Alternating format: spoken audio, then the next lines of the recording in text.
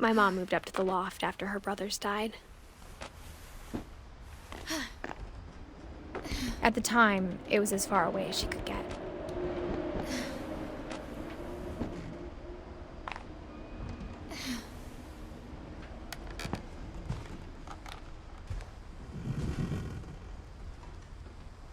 Religion was another thing my mom never talked about, but I think it helped her a lot after her dad died.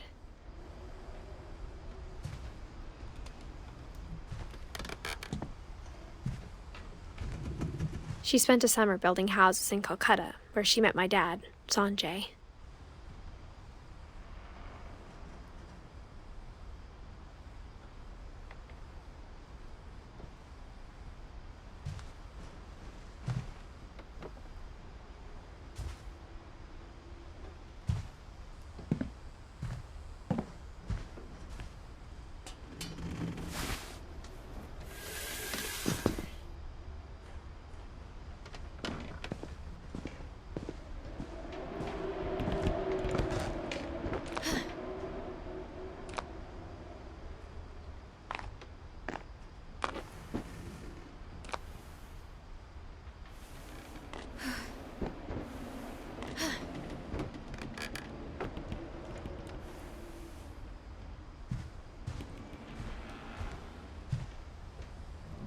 My mom moved to India a week after graduation and got a job teaching English. Louis was born a year later.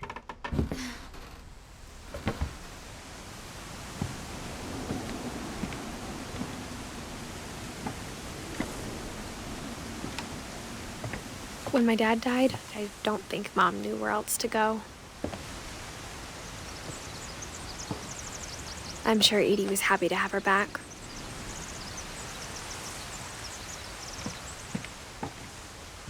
And to see kids in the house again.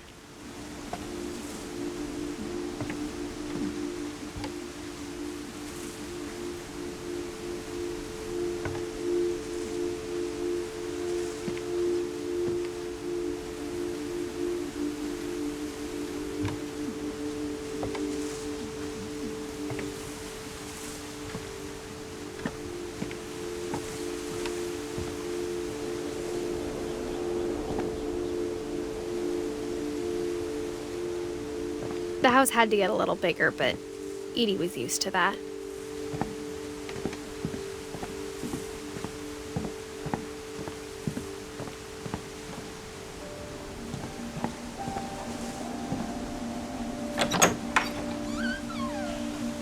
And for a while, things were good, almost normal.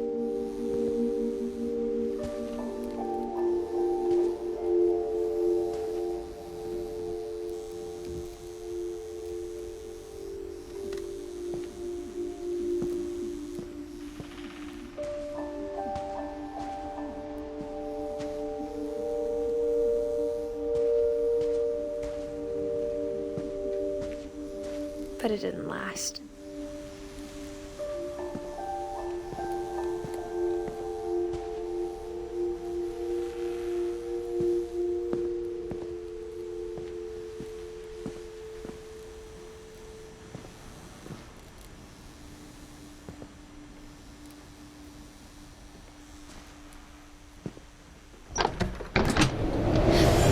The beginning of the end was Milton's 10th birthday, when Edie gave him a castle.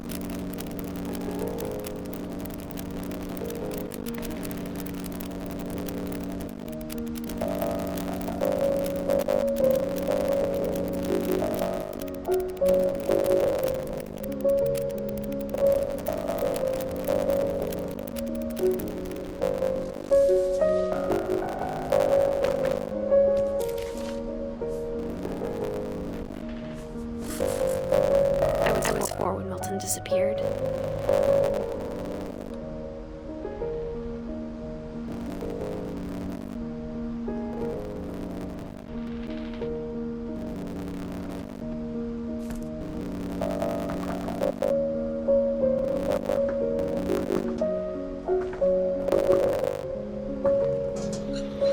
Mom spent searching for my brother. Then she sealed the doors.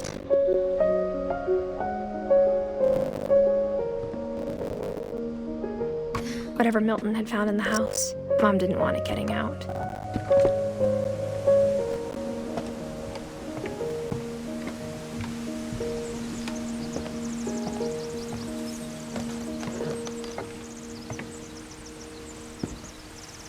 Mom definitely blamed Edie, but I think Lewis blamed himself.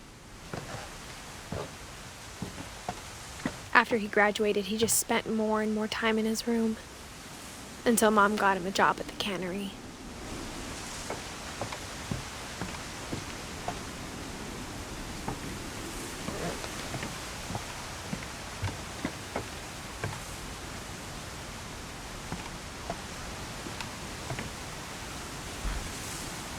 Everyone always told me to stay out of Lewis's room, except Lewis.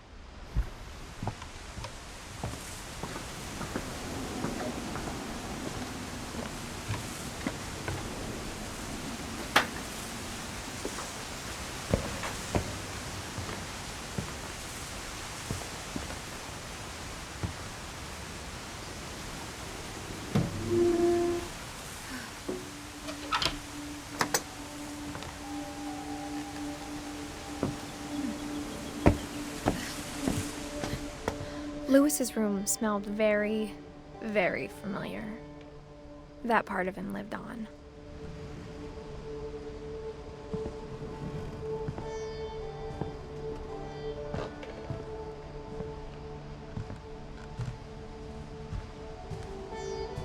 Lewis and I spent a lot of time playing games together, but he was surprisingly bad at them. He died a lot.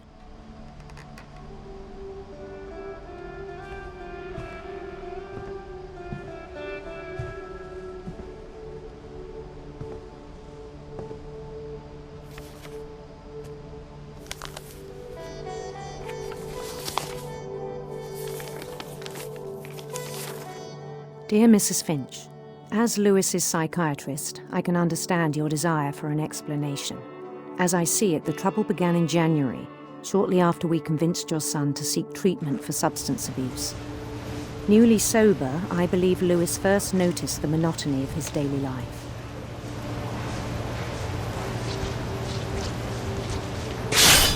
He kept working at the cannery.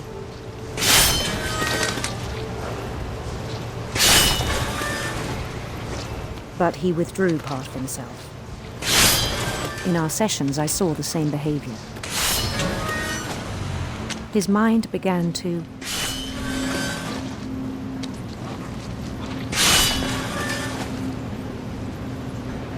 wander.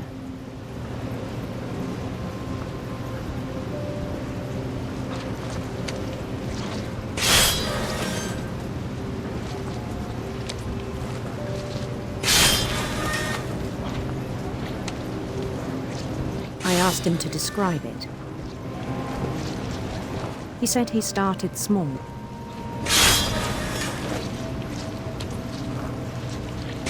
Imagining a labyrinth.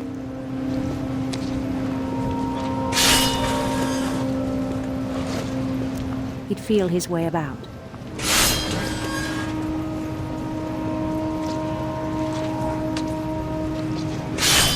Then something moved. Bats. And toads.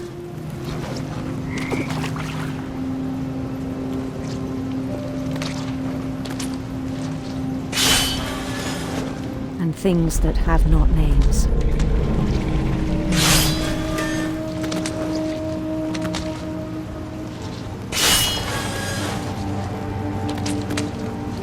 He knew it was all in his head.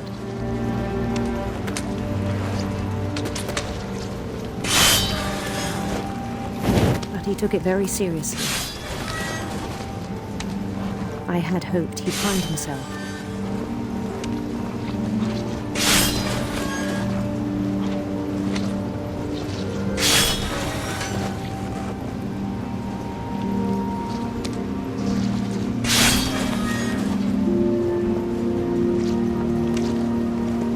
But he found something more. I worried about him then. Daydreaming at the cannery.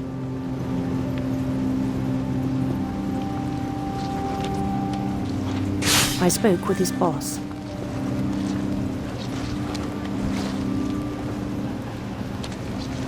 But he said Lewis had become a model employee.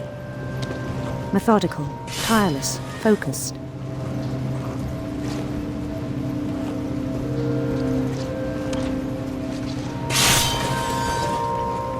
Like a whole new Lewis.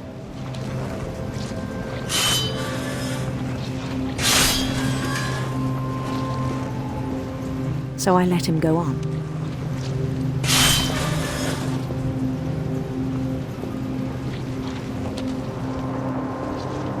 I even encouraged him. It seemed very promising at first. He told me he'd made a new friend.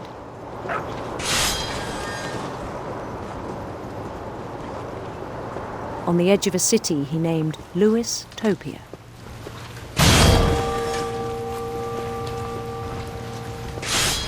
He built the city up slowly, brick by brick.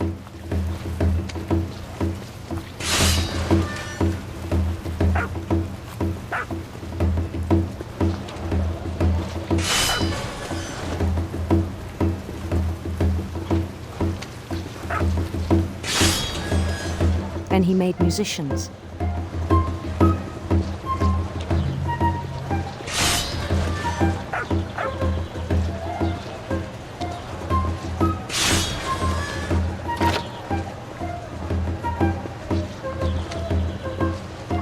And songs for them to play. He talked about starting a band.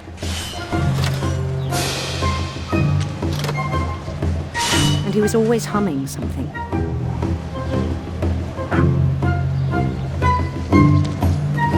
Every day his imagination grew stronger.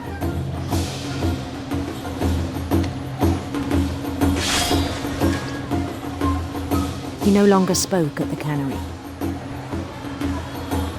But his chopping was as reliable as ever.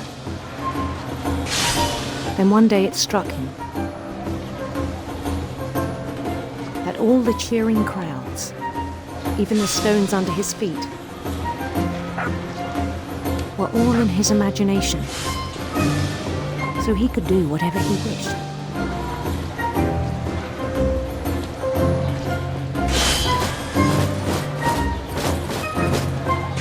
He held an election for mayor. And he won. They begged him to stay, but his mind was already wandering. It became a game for him.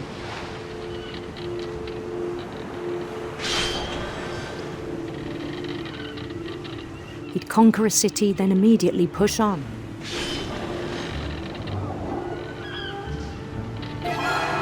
New Louisville.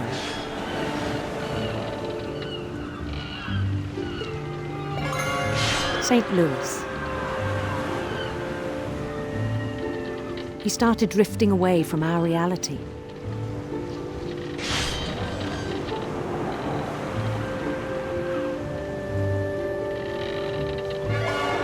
Minneapolis.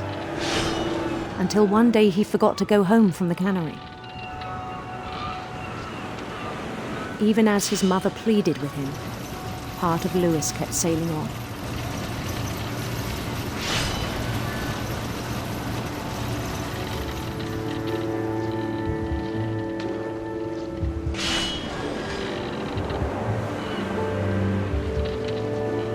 In Louisburg, he heard rumors of a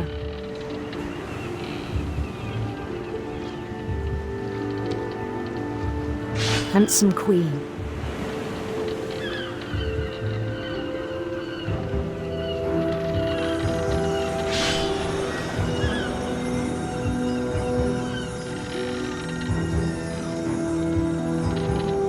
The queen was on her own quest for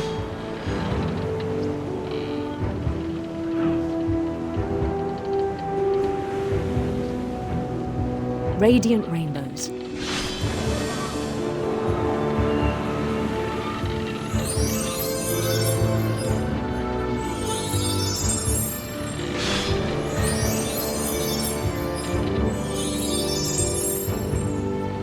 He followed the sound of her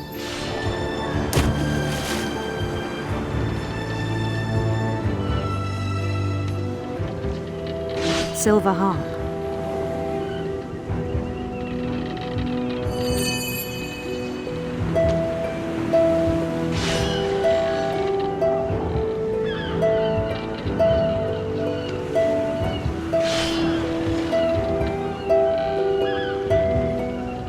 His chase led him to a golden palace east of the sun and west of the moon.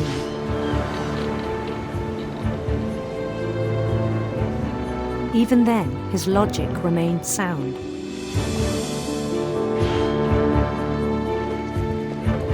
He knew the world was all in his imagination.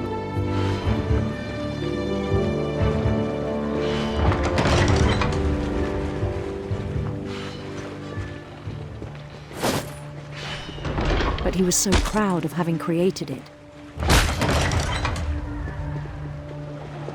In his own eyes, he'd become something greater than a king.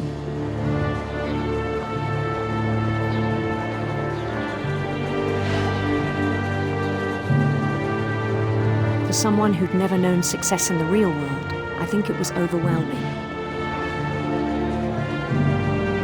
And then it struck him that the real Lewis was not the one chopping salmon, but the one climbing the steps of a golden palace.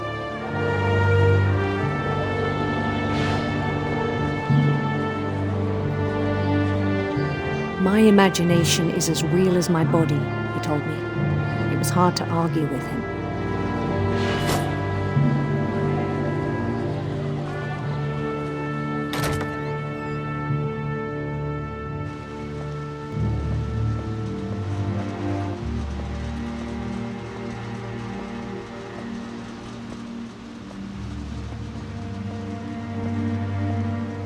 He began to forget the world we know.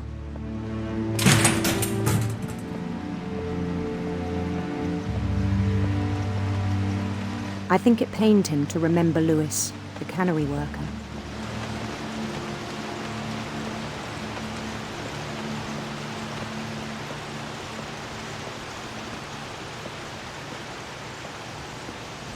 He began to despise the man with a royal contempt.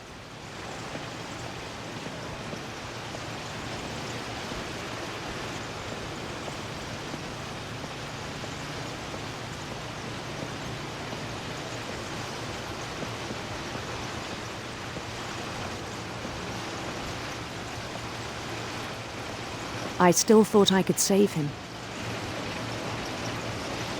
Even after he said he was being crowned king over all the lands of wonder. The palace would be packed with his companions.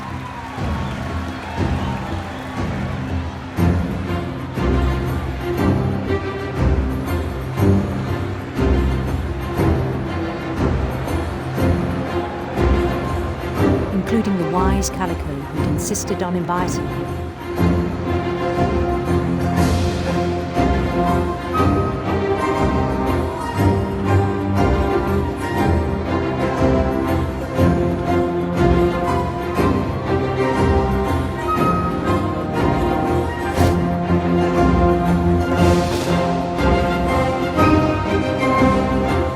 His queen waited, holding his crown.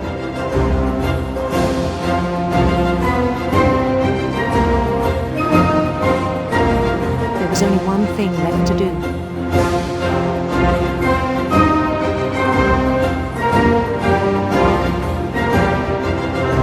Bend down his head.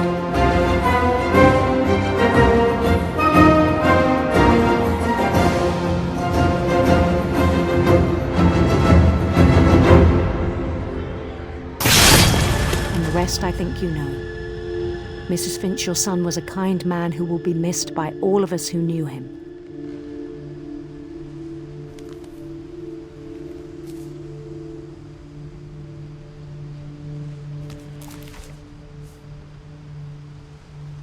My brother was really cool. I wish you could have met him.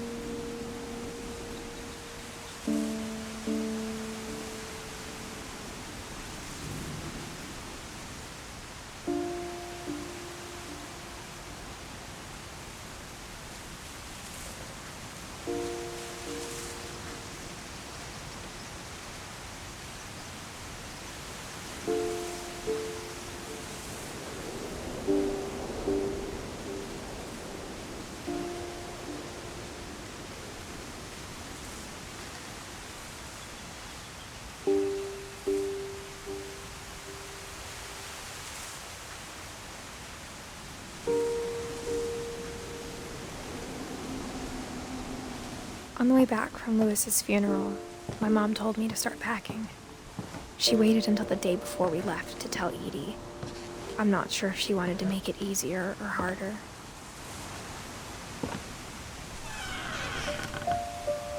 I wish we'd stayed. But I understand why we left.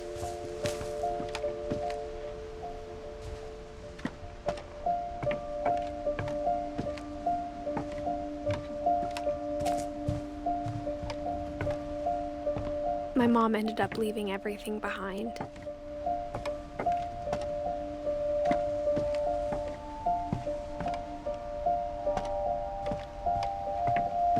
What happened that night had been coming for a long time. Maybe it should have come sooner.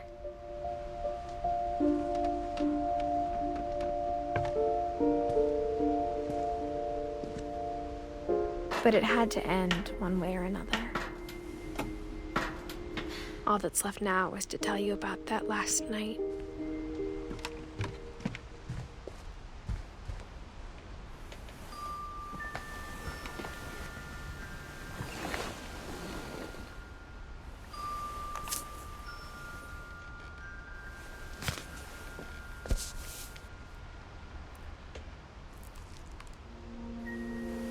That whole last day, Edie just watched us pack and didn't say a word.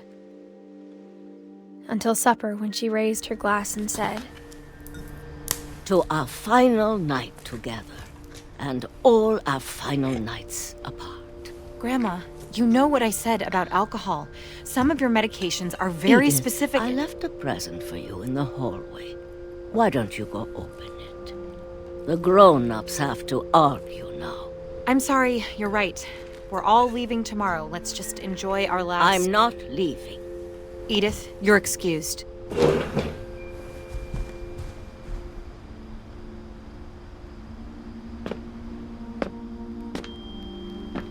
The power had been shut off that morning, but Edie always had plenty of candles.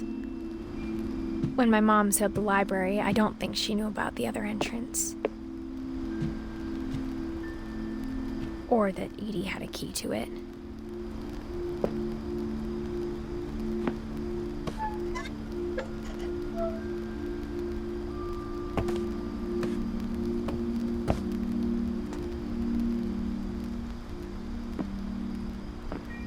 That thing you're afraid of isn't going to end when you leave the house.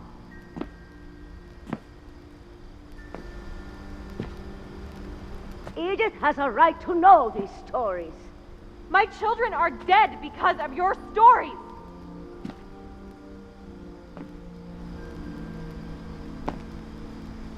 I think it's best if Edith and I leave tonight.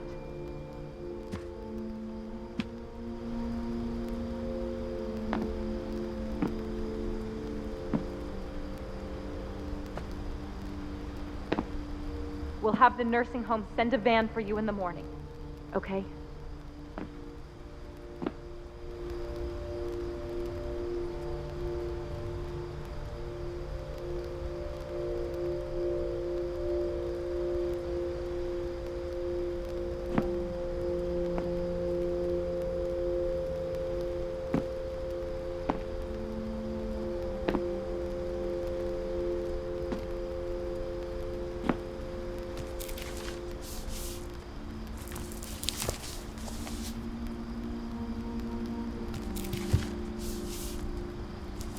Dear Edith, there's so many stories I wish I could tell you, but there's only time for one. This is about what happened on the night you were born.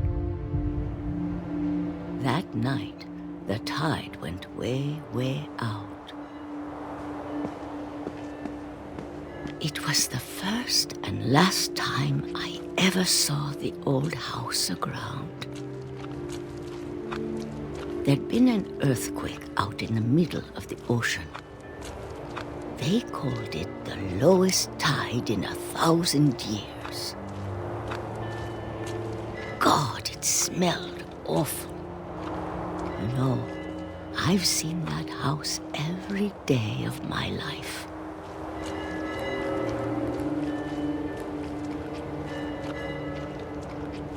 But I never thought I'd go back to it.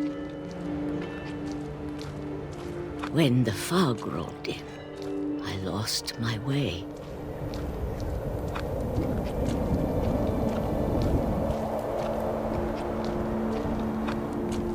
I got turned around.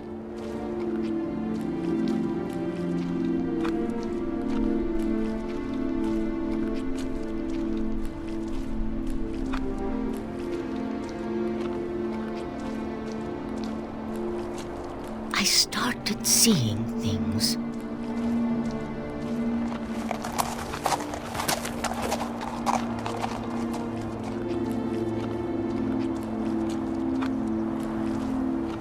Things I'd forgotten had ever existed.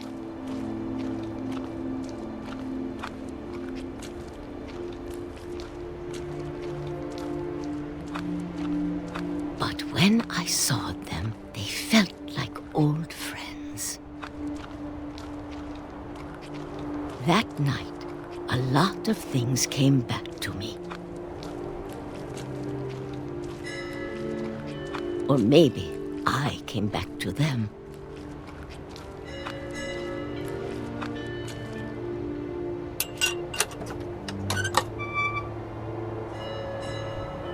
Things I can't explain, but that I need you to try and... Edith, what are you doing in here?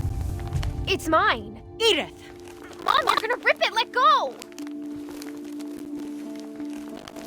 I kicked and screamed, but Mom dragged me to the car.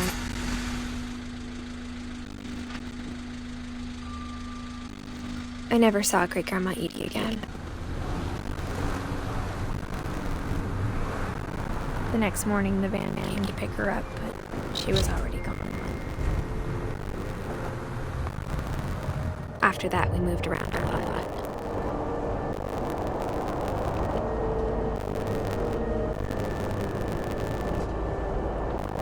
We both tried to make the best of it.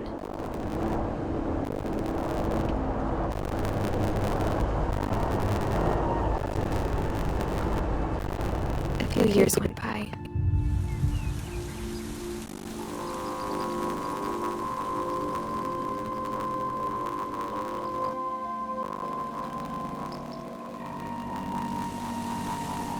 My mom didn't talk about it.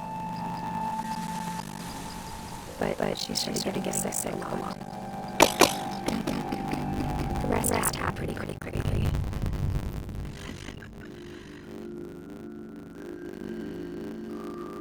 She got better for a while. And then she didn't. And then I was alone. The last Finch left alive.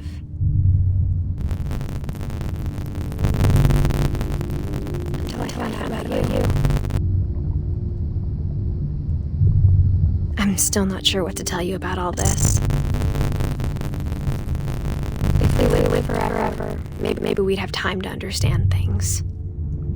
But as it is, I think the best we can do is try to open our eyes. And appreciate how strange and brief all this is. This journal was supposed to be for you.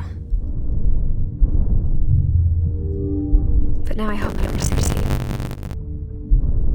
I just want to meet you and tell you all these stories myself.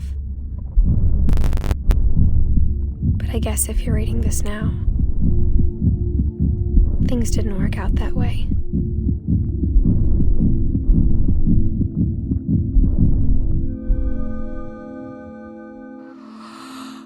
This is where your story begins. I'm sorry I won't be there to see it. It's a lot to ask, but I don't want you to be sad that I'm gone. I want you to be amazed that any of us ever had a chance to be here at all. Good luck.